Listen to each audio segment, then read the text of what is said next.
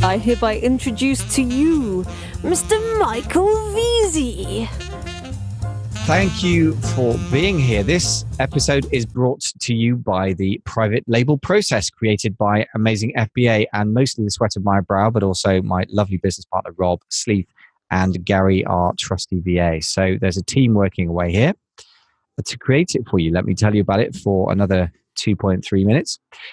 If you need help, then it could be that you should get some. It's no good suffering in silence. If you need help getting a private label product out and you're just starting out and you need training, the private label process course or the PLP course could be for you. If you want to check it out in full, go to amazingfba.com, F for Freddie, B for Bravo, A for Apple.com /PLP, P for Peter, L for Lima, P for Peter. I'll come up with a better URL one day. It's designed to take you from baby steps with no online marketing experience at all to private label launch within 6 to 9 months. Obviously, that exact number comes down to you. If you've got some retail arbitrage experience behind you and you understand Amazon, you could get launched much quicker. If you are struggling to find the time, it could take you a year, but that's an average. So what do? Well, we do the usual things, really, which is find the perfect private label niche. We have a very, very detailed process for that. Low stress sourcing from China and Europe. We really cover all the details that tend to catch you out if you're not careful, so you don't have to suffer, and how to launch for maximum impact. Step-by-step learning is also really the main difference of the PLP course. So you can go from phase 1 or phase 0, where we talk about retail arbitrage. That's a kind of pre-business building phase. And then we get into the meat and potatoes, where we start sourcing generic products from China. Following that, then we will get into full-on private labeling. And the difference between those two isn't that much, except that generic off-the-cuff products, off-the-shelf, ready-made, whatever you call them, will generally, you can get an order of those in for under $1,000. So you can do a nice, quick, fairly cheap market test that won't risk your entire life savings. And that means you can actually get something off the ground. That's really powerful. So if you want to be part of the VIP launch, which is late October, early November, get to amazingfba.com /PLP-invite. And we will have the VIP club bonuses there for the first 20 people to sign up. At the time of recording, there are 16 spaces left. And if you're one of those lucky 20 people, you'll get at least 3 VIP club bonuses. Number 1 is a one-to-one mentoring call with yours truly, worth £100 an hour.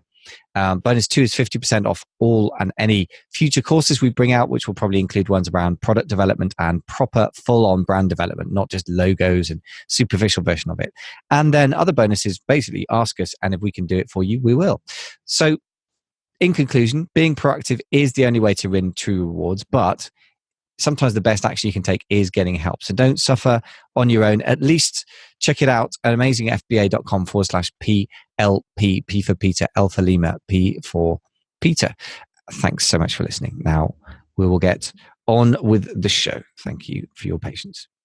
Ladles and jelly spoons, welcome back to the show. Today, I'm delighted to welcome basically an old friend who for some reason, I've never had the intelligence to invite on the podcast, even though he's very, very knowledgeable on many things Amazon related. And that is Paul Harvey, who's an e-commerce seller of many years experience and the co-founder of Seller Chatbot. And we are here to talk about Chatbots. So Paul, warm welcome to the show. Thanks, Michael. How are you doing? Good, thank you. Yes, although I'm back in England, having just had a nice holiday in Nice and not reacting well to the temperature here. I have to say my cough's returned. I understand you're in sunny South Africa right now. I am, and for that matter, 2 things I'm going to warn you about. First world, I love my country, but it does have third world internet. So if I do cut out, I apologize. One of those things.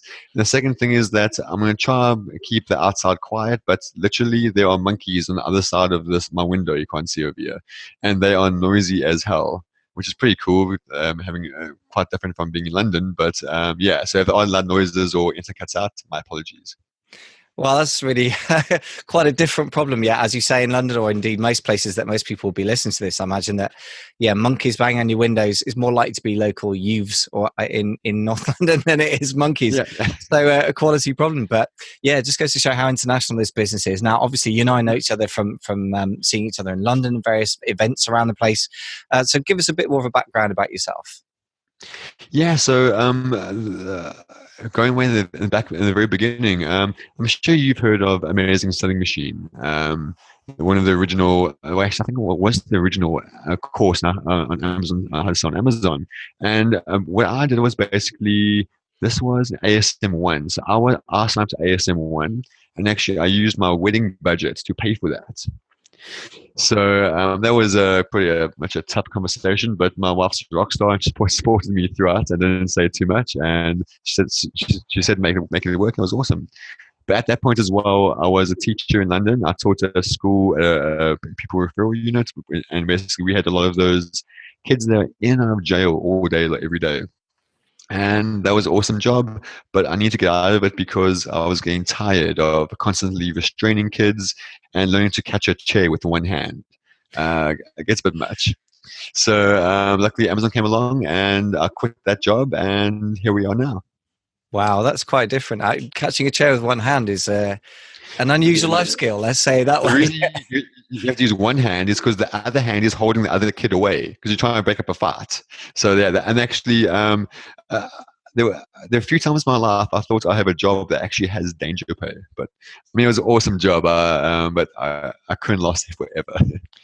Man, I'm not surprised. You're extraordinary. You're one of those people that puts me to shame because you think a job like that's awesome. I mean, for me, that would be the worst nightmare in the world.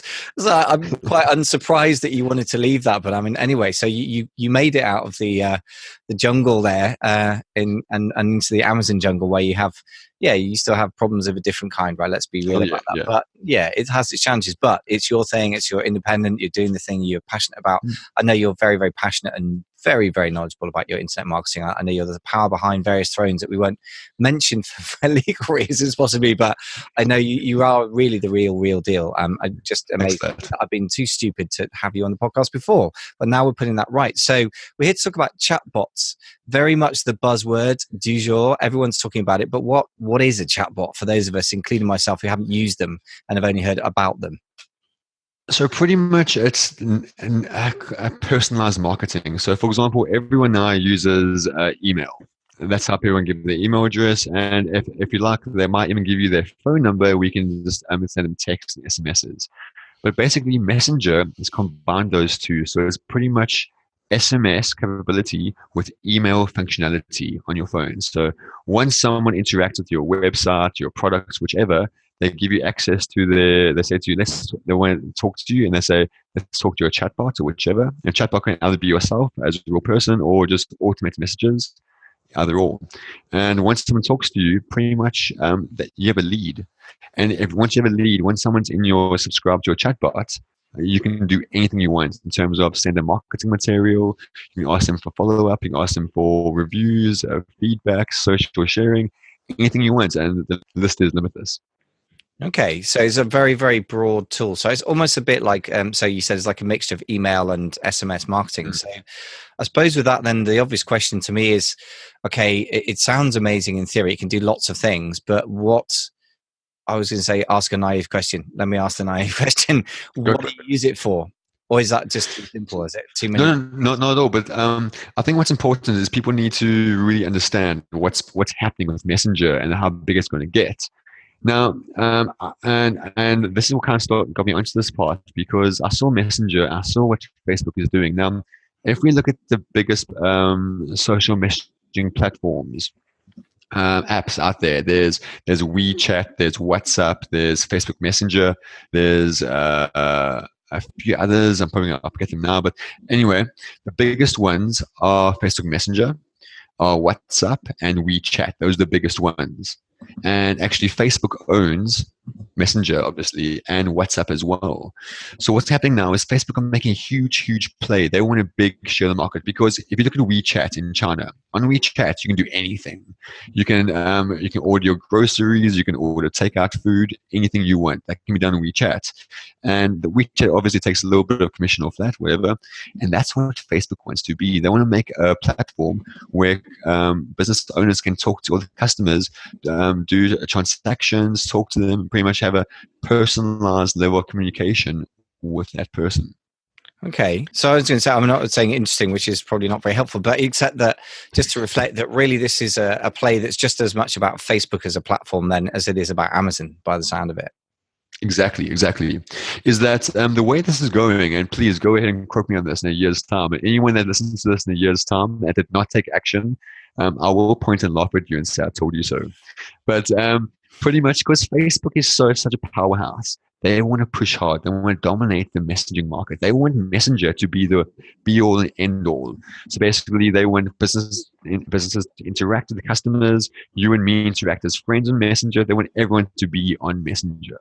And that's how big it's going to get. That's why even right now on Messenger, you see actually ads appearing between your friends lists and stuff like that. Because Facebook are monetizing it and they want Messenger to just blow up. And that's quite a big deal because now as Amazon sellers, look at this way, is that let's say we bought up a chatbot and we have 10,000 subscribers. Now, that might sound like a lot, but actually it's not really a lot because once you start building up with it, right now, because messaging is still so new, we in like the very, very beginning of the growth spurt. So right now, anyone that gets in to build up massive amounts of subscribers is super easy. It really is. And once they do, let's say you have a 10,000 strong subscriber list. Right now on Messenger, there's roughly about an 80 to 90% open rate. So that means if you have 10,000 people, anywhere between 8 to 9,000 will read your marketing material. Now compare an 80-90% open rate to email. I mean, email, people brag about having a 20% open rate. And this is an average 80-90% open rate. So with that being said, if you have a subscriber list, let's say 10,000, do you have to send your customers to Amazon? I mean, they're your customers. A 10,000 strong email list, a 10,000 strong subscriber list with a 9% open rate, I must send it to my website because they're my customers. Only if I want to be gracious would I send it to Amazon because maybe to launch a product, wherever. But that's how powerful messaging is going to become. Well, it is already, but right now, you can currently do payments through Messenger. So that means then that in the future, your customers can actually buy your stock, buy units or buy your products through Messenger, and completely cutting out Amazon, for that matter.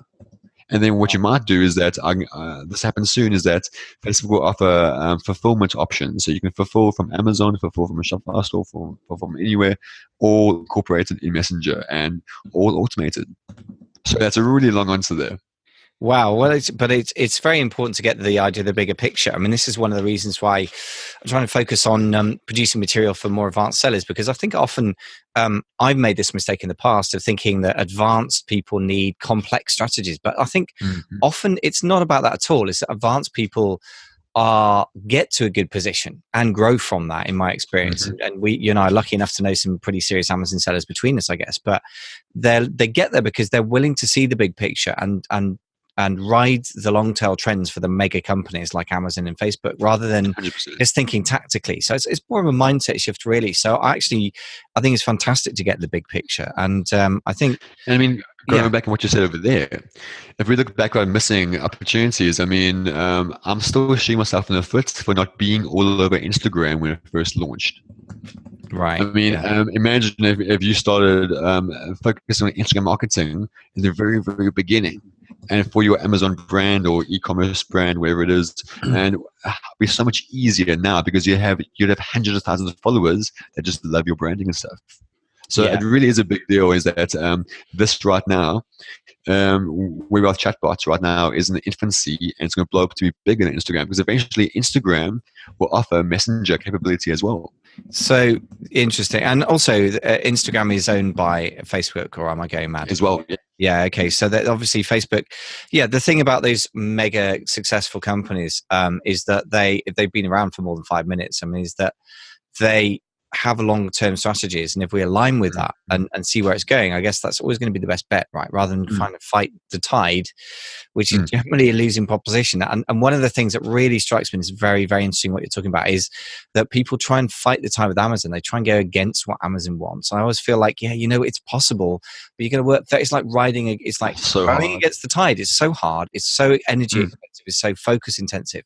Instead of finding the tide and just going with it. So this is super important, and this is bigger than I thought, because obviously we talked about you coming on the show. We had a pre-show chat to try and lay out what we're doing, but I mean really it's so much bigger than I thought. So where do we go from here? Well, I mean let's keep it simple for the moment. Let's assume that we're narrow-minded enough to use it for Amazon marketing. Let's start with that. So how would you make use of chatbots in your overall sort of marketing package or mix? Okay, well, let's look at this. What is probably the most powerful type of customer or purchase you can get is when someone goes to Amazon, they type in your keyword, they find your product, and they buy. That's a proper authentic search and buy. Search and buy, yeah. Now, if we look at, let's say, a lot of these launch services, they have tools that pretty much automate elements of that. So they have like a bot maybe, or a tool that will automate a search and buy or something like that.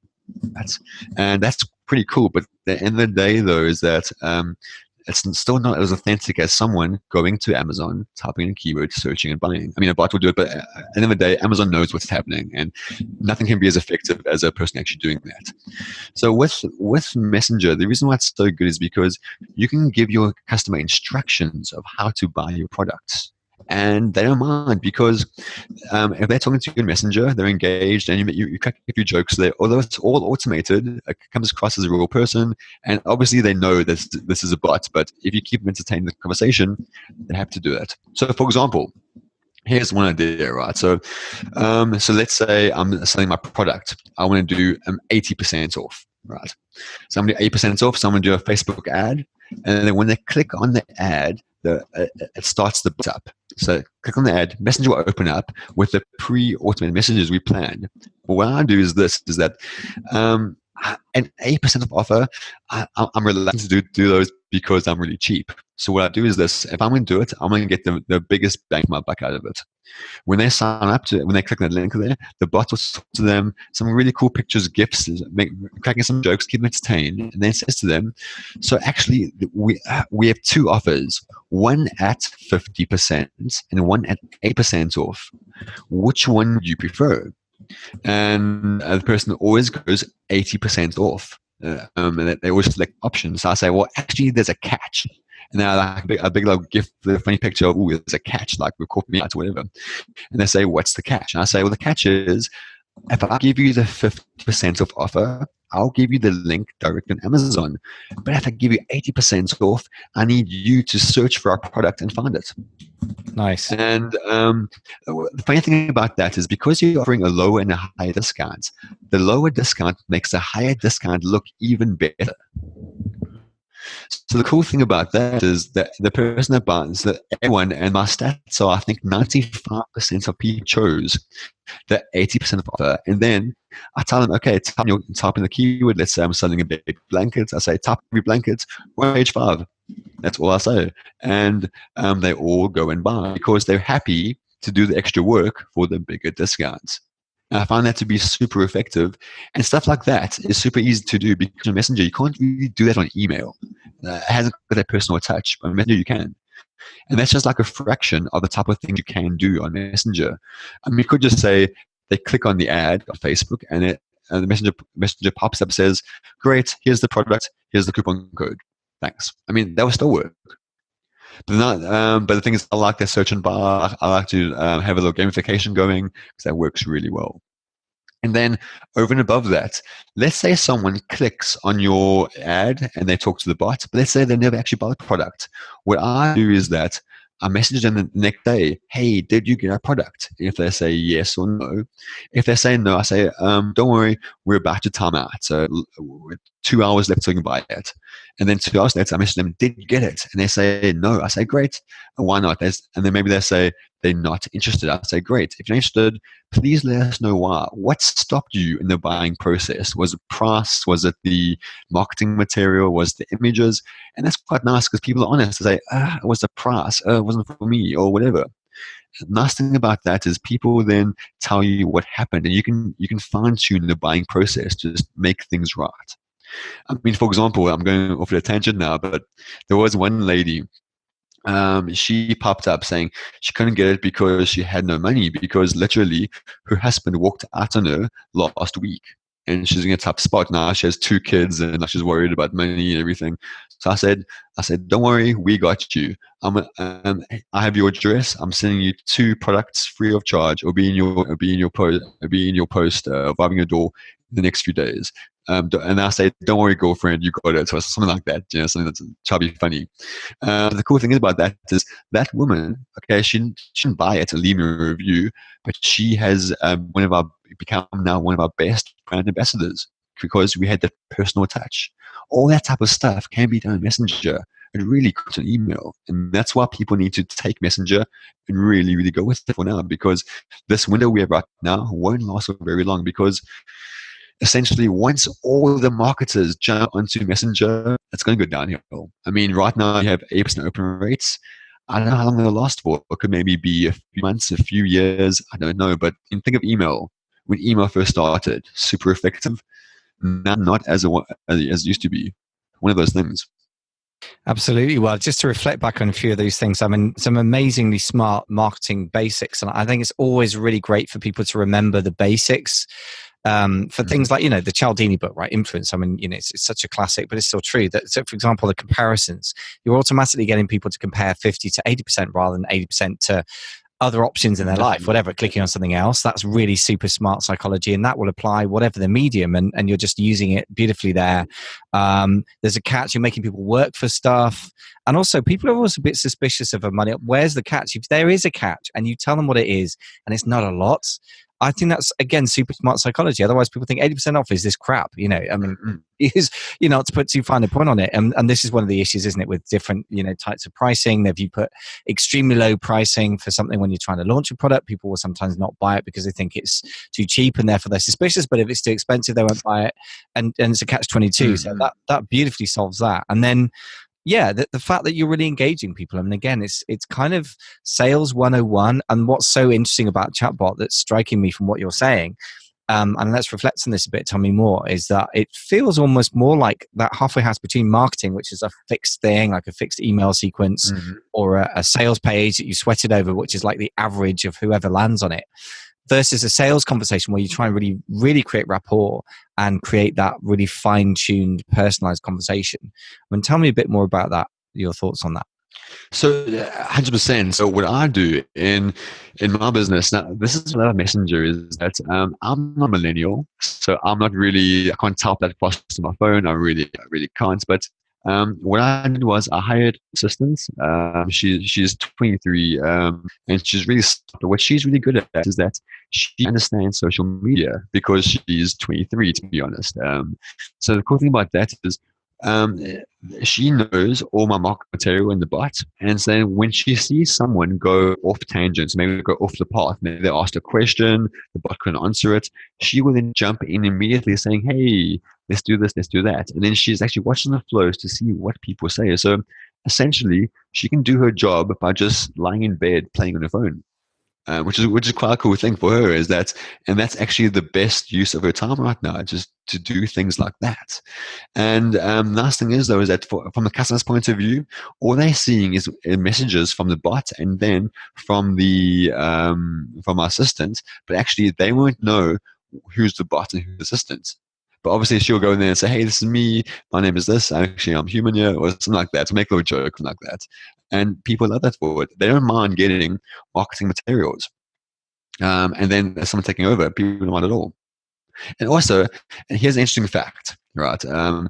So if we look right now at the state of Messenger, 27% of users in the US will buy a basic product through a chatbot, and 13% will buy an expensive product through a chatbot.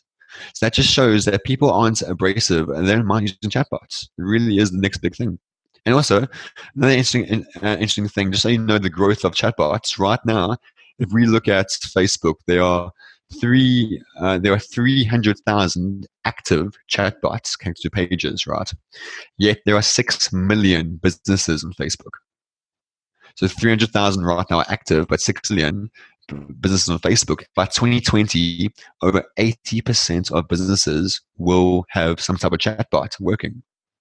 So that's why you can see right now is that the next big thing. So I mean, like a year ago, it wasn't really a term, but now it is. Now if you're a bots builder, that's actually a job now. Whereas it never used to be, much like a funnel builder. It never used to be a thing, but it is. Now it's a bot builder. when the internet marketers have, as you said, a very, very important point you made as well, so that the internet marketers like to mess everything up. So you have email, this lovely way of communicating, and then it becomes spam, and you get rid of spam, and the open rates drop from 80% down to, as you said, like 20%. So, and the other thing is that if 300,000 active chatbots now, and there are only 6 million businesses on Facebook, I mean, if you do the math, I mean, whatever is it, 5%, something like that, it's pretty low. So that implies that growth curve is yet to shoot up, and now is the time to get on it. Absolutely right. So what's very interesting, I just to reflect back again, being a guy, I'm 45, bit of grey hair here, and I think sometimes age and experience can count for you, but certainly when it comes to social media, I think it's good to be wise about what you are and are not. And I'm certainly not the person for. I mean, I use PM a lot actually. I mean, we used Facebook Messenger just to chat just before we did the podcast, right? And that just goes to show that. Even us middle-aged guys, I don't know if I can include you in that, but I certainly with myself, we're still on that platform, but the way we'd use it would be different from a millennial. And I, for example, sent an email message to somebody the other day to interview them for the podcast, or at least I thought they had their assistant get in touch with me, because loads of people's VAs get in touch with me, and they're real people in the Philippines. And this person then slightly odd English, basically good. I thought, okay, so and I wrote back and I said, okay, so they said, can you sign up to our system? And I wrote back and said, actually, can you go through our system? And gave them the link. And then they wrote back a few days later saying, oh, sorry, I haven't heard back from you. And I said, I don't know why you didn't get the email. And it took about 4 or 5 emails back and forth. And then they literally got a message saying, hi, I'm actually an AI robot. Maybe it's going to be easy for you to just use our system or to contact so-and-so direct. I'm like, okay, wish you told me that before. But the thing that I was annoyed about was not so much that I was talking with the robot, is that it was too rigid. So it just wasn't good at responding to what was needed, not the fact there was a robot. And I thought, how interesting. This is one of those experiences I've just had as a consumer or as a communicator, albeit business to business, not business to consumer. Where one of those things that you've just talked about, where if you'd had your assistant on it, just kind of scanning it and going, hi, this is Siobhan, I'm actually, Amy's actually a robot, but I'm a real person. Sorry, it got a bit confusing. I suggest you just, let me just take care of that now or something. It would have done the job. So that blend of human and machine that you're talking about sounds like the absolute way to go somehow. Exactly that is that people don't mind talking to chatbots. They don't mind. They went to chatbot, went to human. When people first started mentioning chatbots and Messenger, like, no, I don't want to that's personal. I don't want that chatbot talking to me in the scheme of things. If it makes someone's life easier, then use it. I mean, Domino's has an awesome chatbot, Messenger chatbot. They're doing some awesome things with it. Even Lego do. I mean, all these platforms do right now, and they're killing it, because every day you can get some nice Lego deals or some nice Lego ideas. Not even like the Lego people, they don't even send out offers. They just have some cool things they're doing right now. So stuff like that's really important. Yeah, another tiny example actually that springs to mind is the other day I was stuck in a hotel in Nice. Don't feel too sorry for me, so I was on holiday, but it was 7 a.m. I had to take care of some business before my wife got up and we went off to enjoy ourselves. And I couldn't log into my internet banking. And I phoned up the bank, Metro Bank, who are normally pretty good for customer service, but I must have spent 35 minutes on the phone or something like that, which to me seemed an eternity, trying to get logged in. They couldn't do it. The IT department was going to give me a call. I got off the phone and I thought, well, I'm just going to try again to do the reset password link, which is kind of a robot in the broader sense, right? It's a thing it's a system that will respond intelligently to what you do. And I solved it myself in 3 minutes. Quote, myself. Of course, it wasn't myself. It was me using the system. But the point is, I'm a very, very chatty person, which is why I do a podcast. I'm loving having a talk to you, an intelligent conversation where I'm going to find stuff out that I didn't know and have that interactive, organic thing. That's the thing that humans are great at, right? But what they weren't great at this point is solving my problem. The truth is, I didn't want to have a chat. I just wanted my problem solved. I wanted to see how much money have I got? Can I transfer stuff across? I owed somebody money. I was embarrassed. I wanted to solve the problem. And the point is that actually the robot in this case was way more effective than the human. And I didn't mind using the robot because it was literally 10 times quicker. So just another example that struck me is a non-millennial who's, fairly tech savvy, I suppose, because of my job. But yeah, it's a funny thing, isn't it? How we have these hang-ups in our minds as marketers that are almost more hang-up than the consumer. The consumers actually normally just want a result. They just want cheap stuff quick, right? 80% off and delivered tomorrow. That's what they want. That's why Amazon works. There's no shop assistance at Amazon. So yeah, it's quite a profound thing to reflect on, actually. I love the fact Exactly that. That's the way things are going is that I mean, mark my words, a year from now, the whole chatbot platform will be different entirely. And that's the crazy thing. I mean, on most websites now, they're actually keeping up to date. They have the chatbot widget in the bottom right-hand corner of their website. So and that's actually for, I mean, I love software all the time, and I'm lazy. I won't even lie about that. I'm so lazy at times. So I want to learn stuff. I want the chatbot to tell me how to do it. Often in the bottom corner, when they have the sport tickets, I will say to them, I want to do this. And he'll come back and say to me, okay, look at this video over here, done. Then that saves me time of trying to go through the knowledge base, find issues, find questions, as opposed to, I want a question, put it out there, done. Interesting. So I guess what it requires is almost what's really, really interesting to me about this kind of linguistic, if you like, because my background is like language in teaching and learning, and my mum was a linguist. It's like a mixture between, say, a theatre script or even an email script, if you like, of various different emails versus a conversation. But this is almost like you've got to imagine the different paths the conversation can go down and just have a response ready for each one. But actually, it's a very kind of, what's the word, very intellectualized way of doing what we just normally do every day, right? So if I say hello to you, you normally say, hi, how are you? It's not rocket science. How's the weather today in London? Yeah, it's great, thanks. Yeah, how's I say? Yeah, you've got a bit of a problem with the monkeys, but it's pretty predictable, right? So actually, it's just a way of thinking as much as anything. I mean, I'm saying this because I'm just having to rethink this because it's new to me because I've not built chatbot flows. Have you got any thoughts on how the best way to kind of capture flows that feel organic to people and feel like a real conversation? So basically is that when you create a conversation, honestly, is that have a joke. Think about, okay, now, if I was telling someone in person about this, how would I do it? And actually, I try and relay a conversation over a chatbot. So what I do is I say to them, like, I send maybe one or two messages, then I give them a button. So I say, we have a big deal right now. Do you want it now? And they'll click yes. They click yes over there. And then and that's another card. But after every card or message I send them, I kind of want some interaction from them to keep them engaged. And a lot of the time, what I do is, if I'm trying to relay a conversation I do try and include maybe a few jokes there, keep it humorous, keep them entertained. I mean, what's crazy is that GIFs work so well on Messenger, and you include a few GIFs on your flows and stuff, and people they're loving it.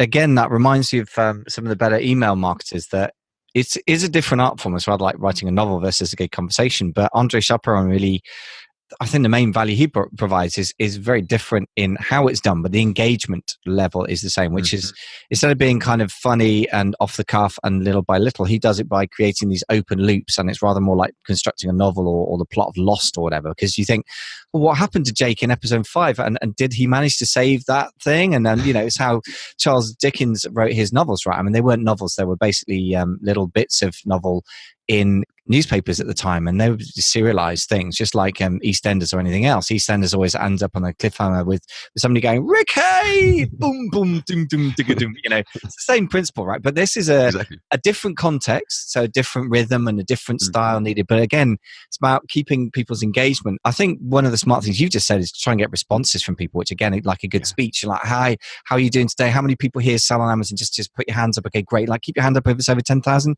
Okay, keep your hand up if you've just spoken to seller support and it sucked. Okay, yeah, we've all been there. Ha ha. It's just basically rapport building 101, right? Getting a response. Exactly. People. Yeah, excellent. That makes a lot of sense.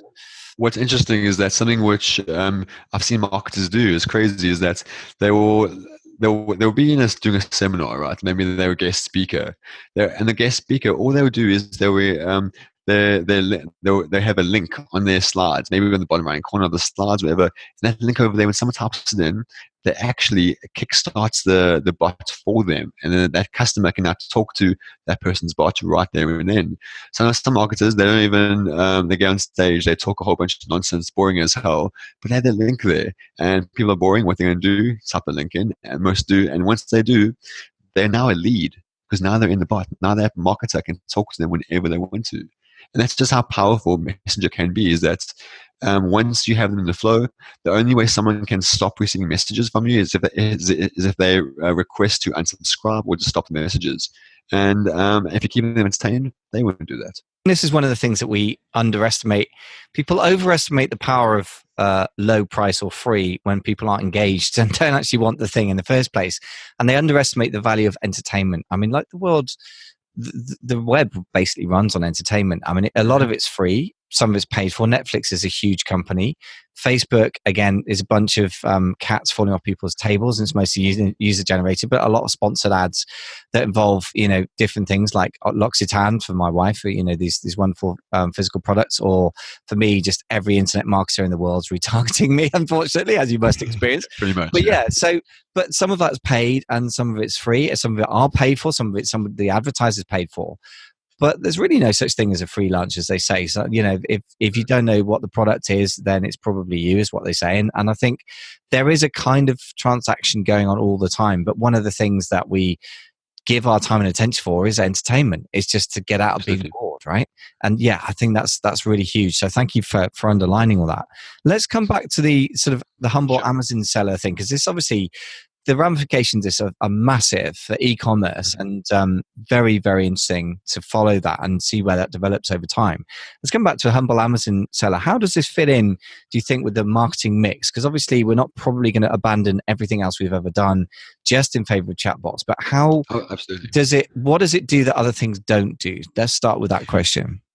So pretty much is that what I love about Messenger, and my favorite question to Amazon sellers is, so how many email lists do you have?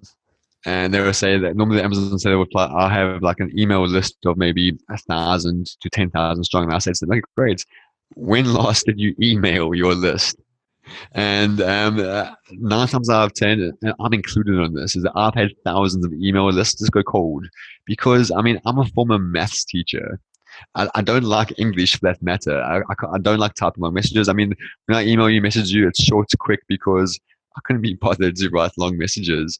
And that's why Messenger is so effective now, is because email will always have its place, absolutely 100%. But the thing with chatbots is that it's just so effective right now, and it's gonna grow with it. And also is that if you have someone in your chatbot, you can automatically get their email address, and that's their email address they've used to register on Facebook. So most times that's their most powerful email address. So all these things. So the thing is, now people say, okay, I don't want to push hard in Messenger, because what if Facebook ban your account? Again, that could happen. It really could. So I tell everyone, build up a massive following, a subscriber list, but at the same time, get the emails from those users. So let's say one day in the future, maybe if you lose your Facebook page, or maybe you get hacked or something like that, you lose everything, you will still have those email addresses. You can still use them. So that's a big issue I find, is that people always ask, is it safe to build everything on Messenger? For now, I am, because and once I'm Messenger, I can get their email address, I can get their details, everything. And then if I do lose my account, which is highly unlikely, but if it does, you're off in a bad spot.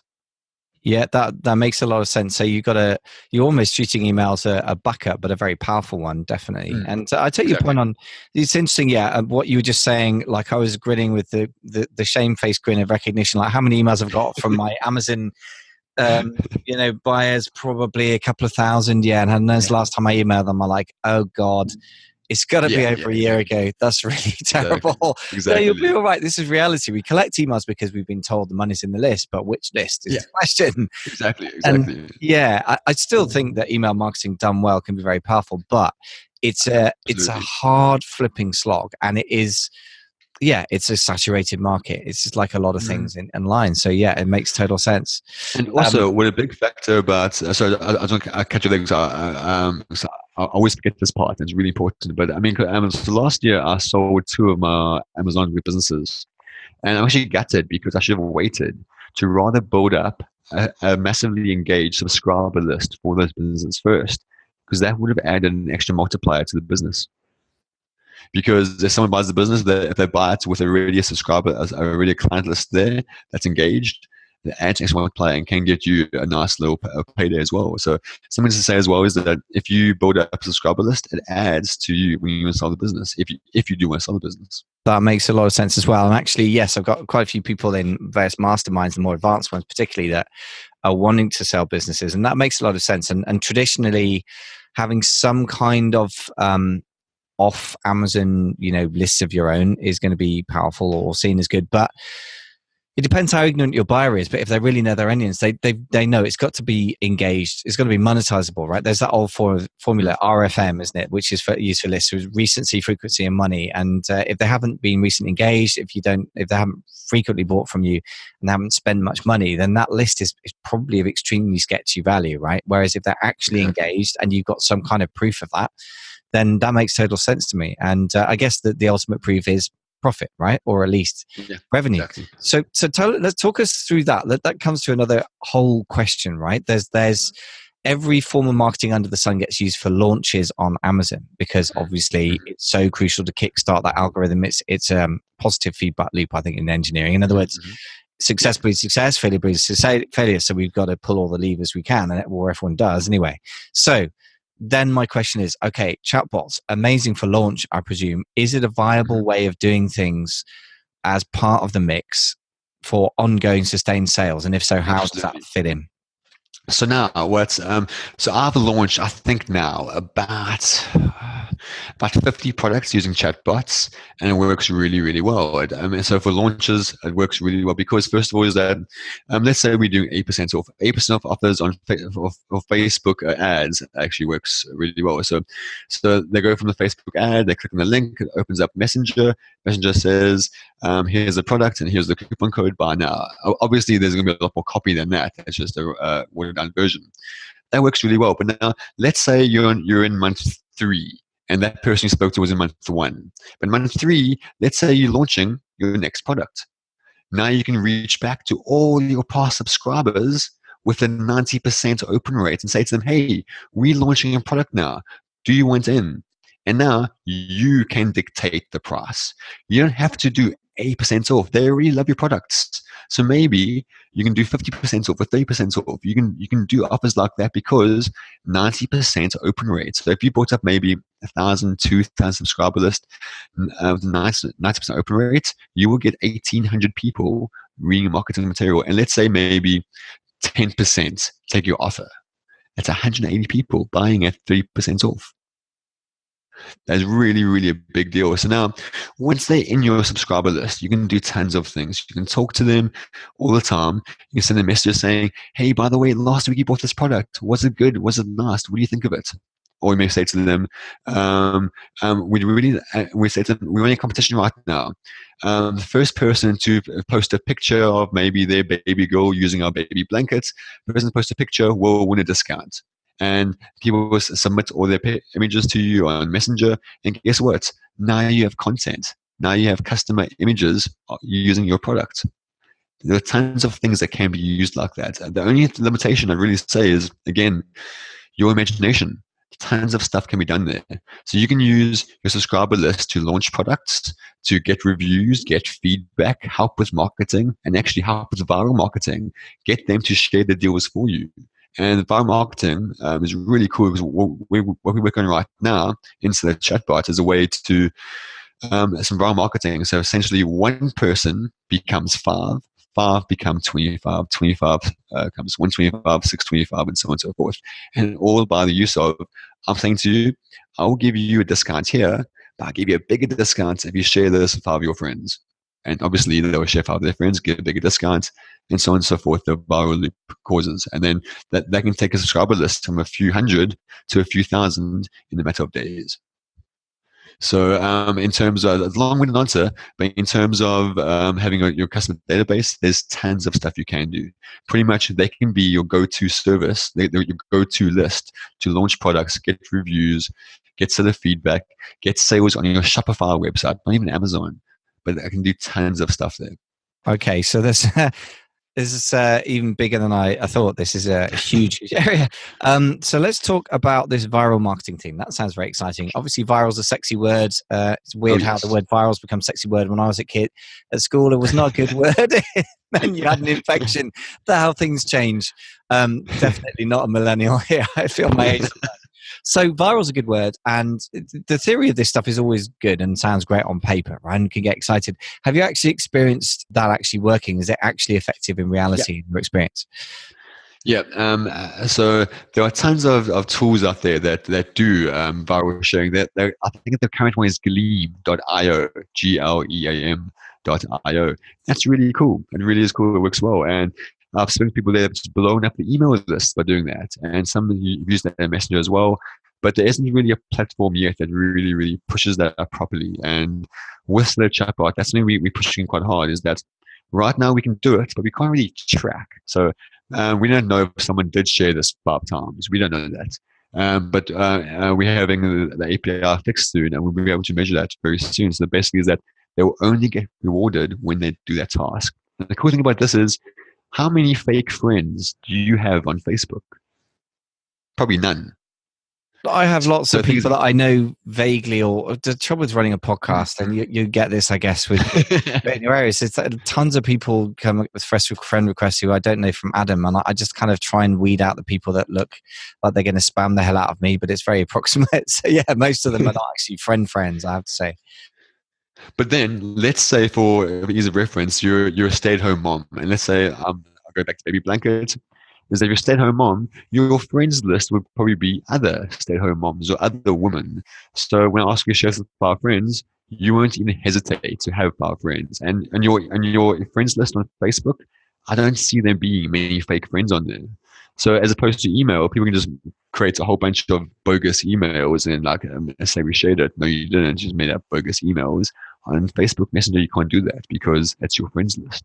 No, I take your point, and actually, yeah, birds of a feather flock together. And the people that I don't know personally are definitely into not just internet marketing, but Amazon. Otherwise, they wouldn't be. It's effectively following me, but there isn't a sort of follow mechanism that works very well. I'm like, hey, yeah, you can, but people seem to be in the habit of friending everyone on Facebook. So it's true. I mean, from the old days, my old work was music, so I've got lots of musician friends and lots of internet marketers. So you're absolutely right. I mean, if somebody comes up with something that is an outstanding offer on something like your chatbot, which we need to talk about. I might say, yeah, Paul's just got in touch with me about this. I've got a massive discount. Honestly, the guy's the bee's knees. If you want to check him out, listen to this interview. But anyway, if you want to listen to this, just disclosure, this is an affiliate link or what a blah, blah, blah. But I can imagine doing that. Actually, it seems very organic because the people that I'm friends with are into the same stuff that I'm into. So that's a very, very good point. And yeah, like you say, it's genuine stuff because everyone has to kind of prove themselves to Facebook to get on there. In the first place, you can't have multiple email addresses. You can't have all the usual shenanigans. Yeah. So listen, we better talk about your wonderful software that is bringing up. So obviously you're the founder of Seller Chatbot. How does that, I mean, what does that do? That what are the sort of alternatives if people want to use chatbots? And how does your thing sort of do something different? So a slight correction, I gotta say I'm the co-founder.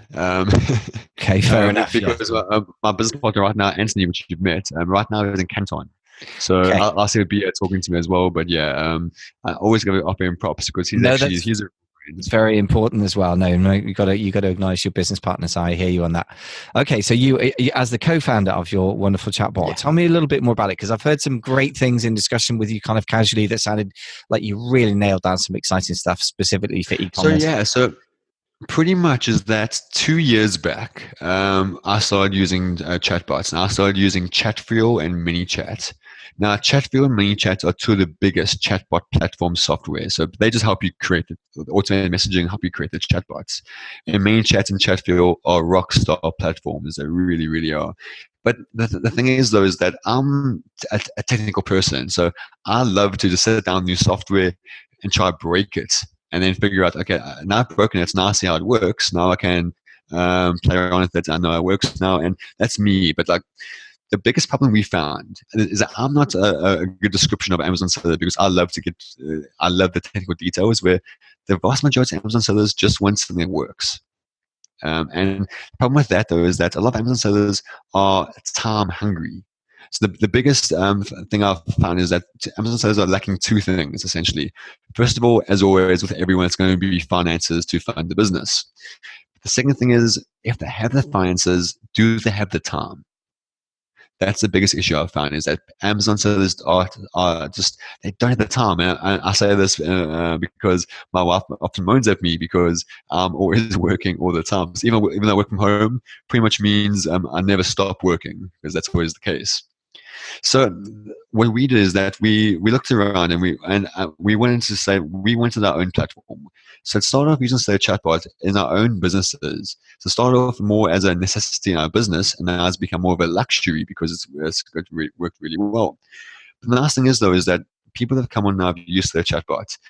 For a brand new user that's never used any type of chatbot software, they will most likely use ManyChat or Chatfuel, and thumbs up to them because it is awesome platforms. It really is.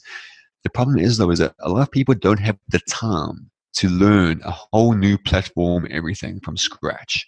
And if you're like me, if you're a bit of a perfectionist, you want to know it through and through perfectly, and you want to make sure it's absolutely perfect, the flows you've done everything. And for me, essentially, that could be a 2-3 months of learning, only because I'm a bit OCD about that. So what we found is that a lot of the sellers, they just want something quick and easy. So we put together the chatbot, which basically is that all the flows that we devised using ManyChat, Chatfuel, and ones that we're using right now in our Amazon businesses, we've actually created those into flows onto the chatbot.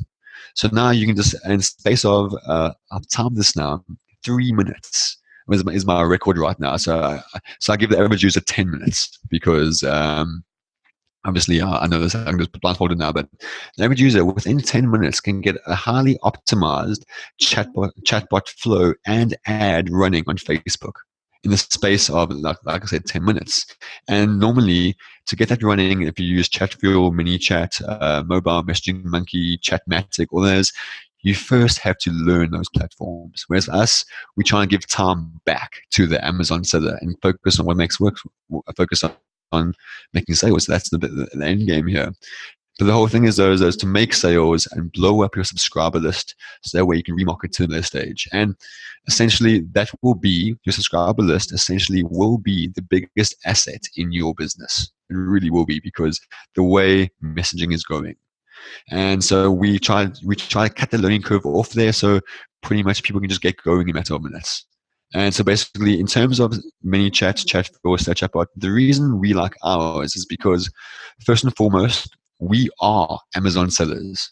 So we know what people need, what they want, and what are the best flows, and basically is that how to answer their questions. So we've taken all we have, put it into a chatbot, and now it's there for everyone to use, and hopefully not abused, but we'll see how that goes. Amazing. So you basically you boiled down your experience of ManyChat and Chatfuel into something that is e-commerce centric rather than just can do everything, but then you've got to learn everything before you can get it to do anything, right? Okay, it makes sense. It's a bit like with Facebook ads, right? An incredibly flexible platform, but I mean, there's just quite a steep learning curve. So, yeah, talking of which, I mean, the obvious question is, do you have to be a Facebook ads expert to make it work? That's one of the obvious questions, because you've got to get your traffic from somewhere, right? That is a quick question. So that is a good question, because if we look at this, right? So let's say we look at, I love this analogy. So a good chatbot flow is essentially a sports car. But now a chatbot flow with no traffic is a sports car with no petrol. It looks nice, but it's pretty useless. So essentially is that I've taught this now to my clients, and in the space of an hour, they went back, implemented what I taught them. The next day, I think they got, I think my one client got, I think about 150 sales and only spent £30 on a Facebook ad. Granted, it was a big discount, but I mean, still it's pretty impressive for someone that never done a Facebook ad prior to that day. So you don't need to be a Facebook ads expert. You just need to understand how to get people into the bot flow. That's it. So create an ad. You don't need to create a landing page. You need to create all that stuff. You don't. Just create a Facebook ad. Target the people who you want. So basically target your ideal avatar, your ideal subscriber. Consider what page they would like, what brands they would like. Target them on Facebook, create the ad, and they click on the ad when they see it, and then they're in the bot. And that's pretty much about it. And once in the bot, just don't try to reinvent the wheel. Copy our flows, which you already have access to, and you can get going in a matter of minutes. Okay, so it all sounds pretty amazing, and I have to say, with some people, like my BS radar would be going off by now. I'm like, yeah, this sounds a bit too good to be true. Fortunately, I've known you for long enough and spoken to you in some detail about your own businesses and your own experiments to know that you are actually really are the real deal. Because this sounds like the sort of thing that's too good to be true. But you know why? I think it's because a combination of a couple of factors that I would flag up for anyone trying to evaluate, is this BS or the real thing?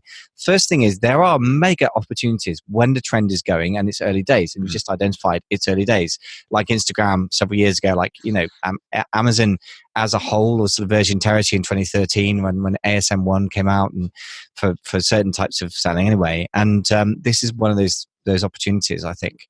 And the second thing is that you've really obsessed about this. And I know what you're like, that you are very detailed and you're very meticulous and you love that experimentation. Like you say, most people do not. I don't. I'm like that guy who wants to just get in the car, turn the ignition and go. I just don't want to know about the technical details. Like if I phone my bank up, I don't really care why I can't log into my banking. I don't really care that there's some kind of cookie that interacts with the browser that's, Firefox 51.02, but you're going to fix it with a patch. Like I don't know what all that means and I don't just want it to go. So for those two reasons, I think this is actually genuinely powerful stuff, which is why I'm getting very excited to even just listen to about this and thinking, Christ, what products can I experiment with on this? So is this stuff available to the general public then? Because obviously you've been developing this for quite a while. I know it's a long, painful process developing your own software, as I understand. I've never been quite foolhardy enough to think that I could do it. So just to give you an idea, is that between creating a software or teaching teenagers that want to take my head off, I would take the teenagers any day of the week. Software is a lot of work and enjoyable, but yeah, stressful. It's definitely not something that we want to be personally getting engaged in any more than we have to. So how does it work? I mean, do people just kind of sign up for software as a service? Does it come with consulting? How does your deal work? So pretty much is that you this call is actually a good time because in less than 2 weeks, we're going from beta to live. So that's really, really cool. So right now, you can sign up, and is that if someone signs up right now, it's a $1 2-week trial, and then I think it's $59 a month or maybe less. I'm spoke to you about coupon code if you're subscribers if you want. But then once we go into live launch, once you go there, you will have all our flows that you can just literally just copy. And when I say copy, you say you click on the button and then the flows are appearing in your account. You can use them. Just change the branding, obviously, to your brand.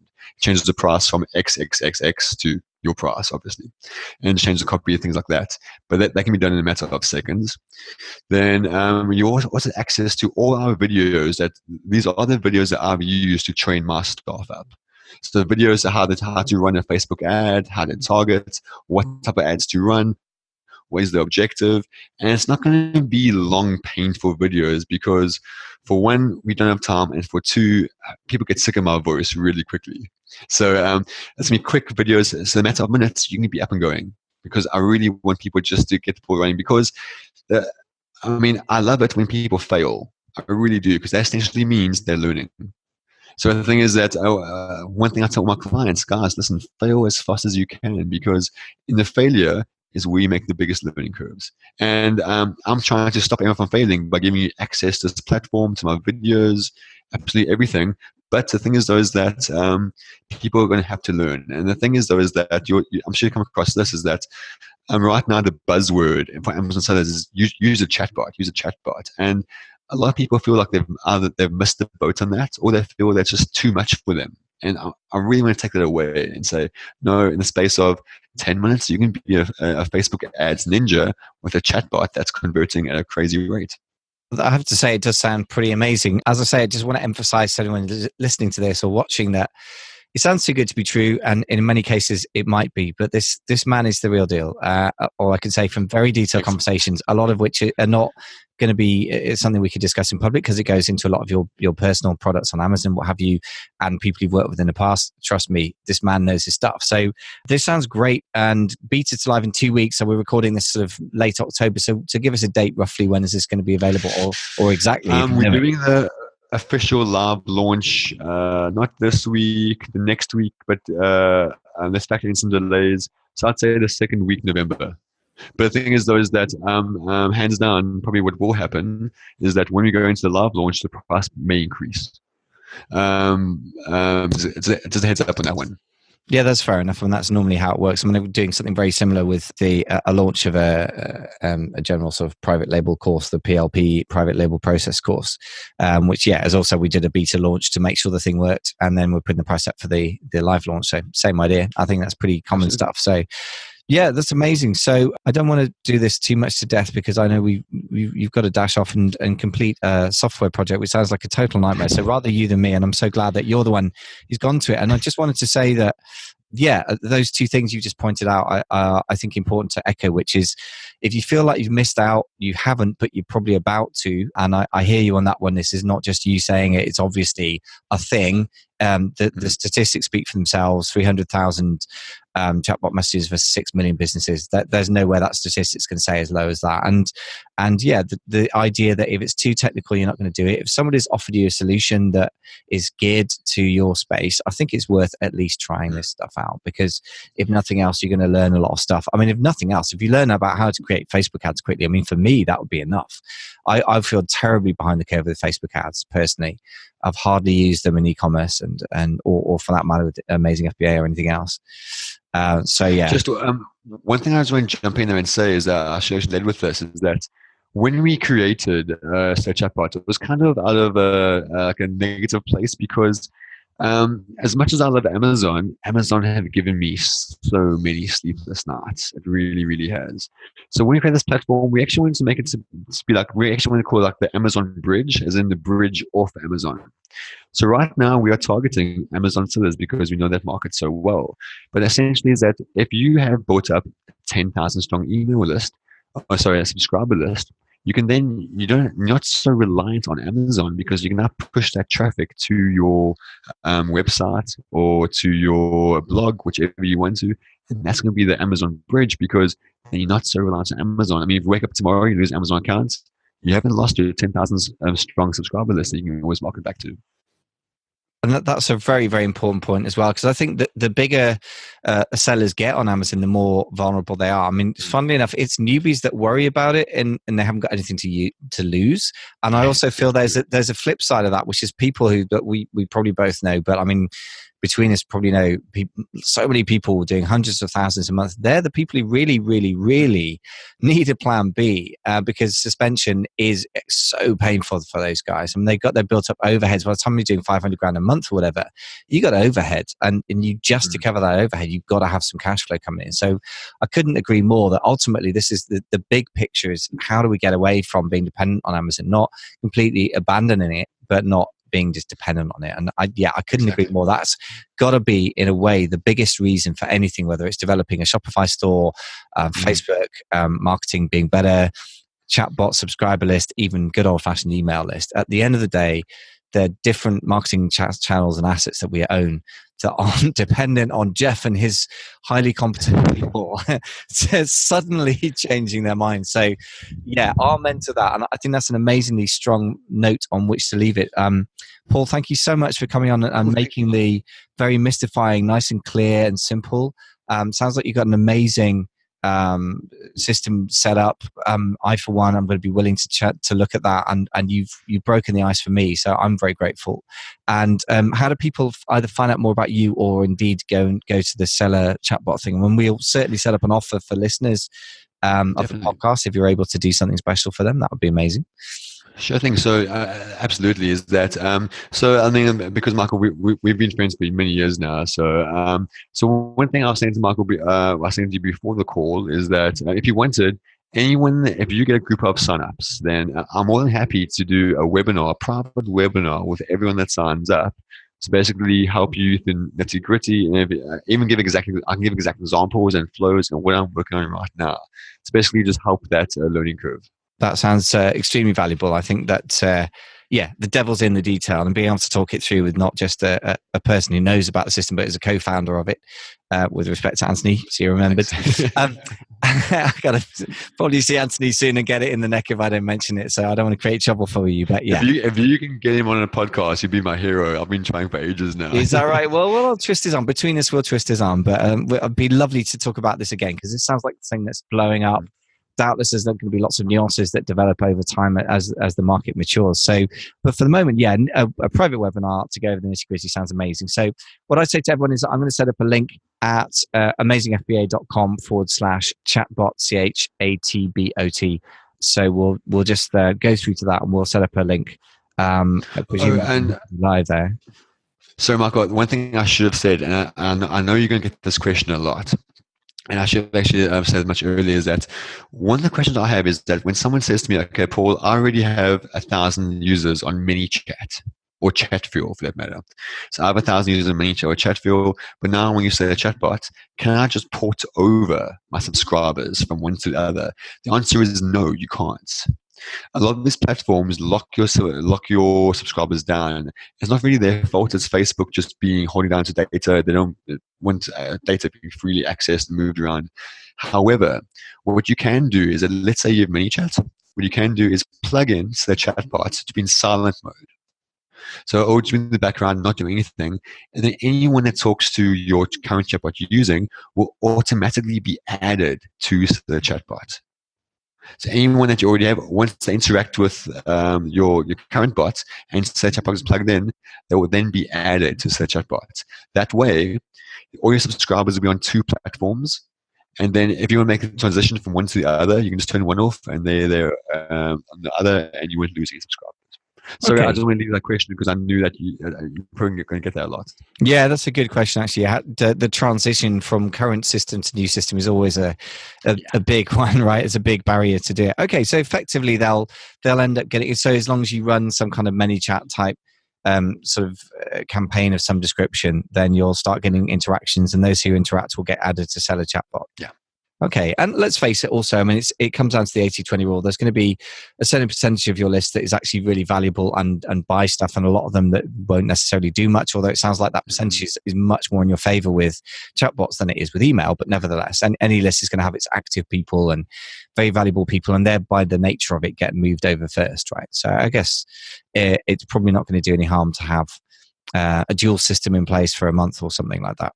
But that's just an important point. That's the kind of grown-up question, right? It's how you do it. Somebody pitched me about moving over to new podcast hosting. My number one question was simply, if it goes wrong, can I reverse it? And then also, how do I move it over? Is it seamless or is it painful? So that sounds like a pretty straightforward way of dealing with it. Paul, that's great stuff. Any last question is there any way that people can follow you or find out about you if they want to hear more of this good stuff? Yeah, so if you follow our website, it's still at chatbot.com. If you want to talk to me personally, just reach out to me on my Facebook group, which is FBA Renegades, or even go to my website, which is epsilonicommerce.com. Right. Excellent. EpsilonEcommerce.com or FBARenegades.com or sellerchatbot.com. And there's quite a lot of places. I guess sellerchatbot.com is probably good. Sorry. Yeah. FBA Renegades, the reason I have that because I'm impossible to pin down. So I always everyone coming with one thing, I always say, chat to me on Messenger. Always a Messenger is probably the fastest way to get hold of me, pretty much because I'm always on Messenger because I'm creating chatbot software. So that will be the easiest thing. Other than that, just reach out to us and say chatbot.com or me personally, either or. Excellent. Good. That's great stuff. I mean, it's just so exciting to be at the beginning of a trend rather than sort of catching the tail end of it. I often feel, and you alluded to this, that a lot of us feel, damn, that was a great thing. I wish I'd found out about this a year ago. So I think this is a really timely and exciting opportunity. And yeah, it makes so much sense, even just from the psychological principles of it, that it is, as I said, it's that funny halfway house between sales and marketing that is really where like cutting edge marketing is going, right? It's that in the human machine interface is moving to a next level. So yeah, the future is here, right? We just got to get on board with it. It's exciting stuff.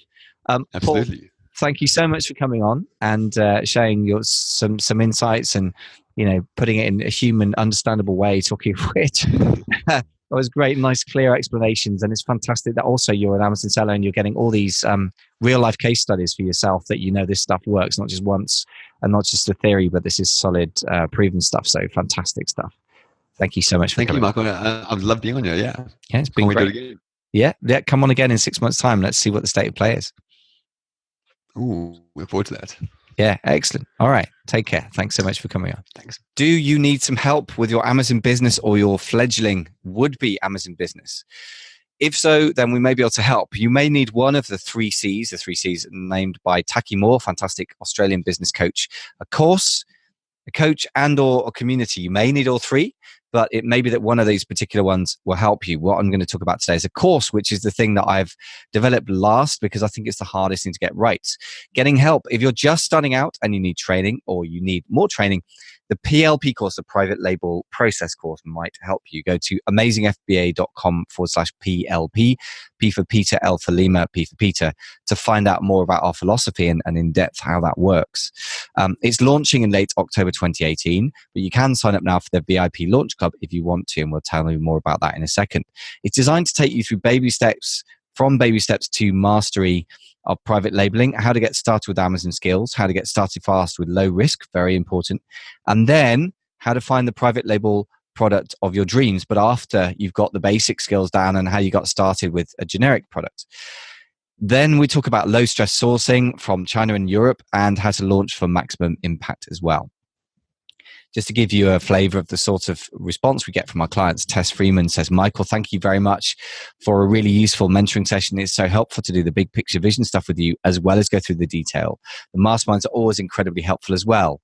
I think your training will be excellent to fill a huge void in the UK for decent Amazon education with a healthy dose of realism, integrity, and practicality. And that is exactly what we're aiming at. Realism, practicality, integrity. It sounds like our sort of mission statement almost. So how does it work? Well, it's pretty straightforward. We're going to focus on the key skills of niching, niche research, sourcing how to get stuff, and launching how to get it out there and get it visible and selling. Again, if you want to find out more, amazingfba.com/PLP. There's in-depth training in exactly how to find the perfect niche to sell into, all the details you need to source from China, the latest but simplest launch strategies, and how to learn from your wins and from your learning moments, aka mistakes as well. So step by step, we take it one phase at a time. So we assume you know nothing, and we'll start off with retail arbitrage. If you know about this, you can skip over it. There's still plenty for you here. Basically sourcing from retail stores, listing, and then fulfilling into Amazon, shipping into Amazon yourself, or fulfilling yourself if you want to go down to the post office for a while, and then learning the basics. What do we learn here? We just learn basically the Amazon basics of how to ship in there, how to create listings, how to list against existing products, and the sort of basics of Amazon's systems. Then phase 1 is where the rubber starts to hit the road. We do our traditional type niche research. We source some products, but this time we don't go straight for ordering thousands of dollars worth of product, but we take it easy and try and spend less than $1,000 to test the market out. And we do a little test launch, and we learn from that not only how to go through the whole process, but we learn about a particular marketplace. Is it a good place to sell into or not? Then phase 2 is private labeling. This is more the traditional stuff, by which time not only do we know more what we're doing and we're more confident, but we've explored a particular marketplace and we have some data to go on, which is always a great idea. Your own data, in-house data. And then from there, you can private label with more confidence, do a big launch, and really take off in a safe, confident way. That's going to take you around 6 months on average. Could be more, could be less, depending on you and your circumstances, really. So we have an offer for you. If you want to join the VIP Launch Club, that is for the first 20 people to sign up. Only for the first 20 people to sign up. We'll get them 3 or 4 bonuses, at least 3. To sign up for that, go to amazingfba.com/PLP-invite, or at least to find out more about what's there. First bonus is a one-to-one mentoring call with myself or Rob Sleeth, depending on whose expertise is most relevant for your needs. That's currently worth at least £100 at current market rates, probably more, because I'm trying to edge my prices up over time, of course, like any good business should. So that's a very valuable bonus, and you can use that for anything you want. If you're just about to source a load of products from China, you can check that it's the same thing to do. If you are just starting out, maybe I can help you with your niche research and just guide you through the roadblocks. And if you're about to launch something, then we can probably get a really good launch strategy mapped out for you. The VIP Club bonus number 2 is 50% off any and all future courses we bring out. We're planning on some serious stuff in collaboration with deep expertise, people who have deep expertise in the next few months, including the 10K product development process, how to create unique products, which is kind of the next obvious step after private labeling, which means you have more defensible products, keep higher volume, higher margin, I should say, more profit, and also it'll last for longer. So really powerful stuff. And in conjunction with that, the 10K brand development process, how to create a truly deep brand that has the potential to become a sellable asset. And by the way, the hint is it ain't about your logo or a cutesy name. Important as those are, it goes much deeper than that. And we'll be getting into that in that course. Will be 50% off for that for you if you are a VIP launch member. And finally, the other bonuses are simply going to be in response to you. We're going to ask you what you really want for Christmas. And I can't promise we'll do everything you ask, but we'll certainly put it on a list of suggestions. And if it's viable for us to do in any way, shape or form, yeah, you got it. We'll do it for you. So bear in mind, being proactive is the only way to win true rewards. You're responsible for your life and your business. That said, though, sometimes the best action, the most proactive people know when they need help and they get out and they reach for help, and if needed, they pay for help. So it's not going to be for everyone, but it's at least worth checking out. I think that the philosophy of the PLP course, if nothing else, is worth checking out to make you think through what it is you're at in this Amazon business and what a wise course of action might be. So thanks for listening, and speak to you in the next podcast. Cheers.